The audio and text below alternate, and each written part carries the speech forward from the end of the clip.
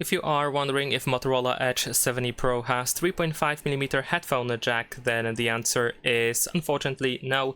Usually the headphone jack is included either at the top of the device or at the bottom of it, but as you can see, neither the top nor the bottom have the 3.5mm headphone jack, and the only thing that we have is this USB-C port that we have at the bottom of the phone, which we can actually use in order to connect our wired headphones.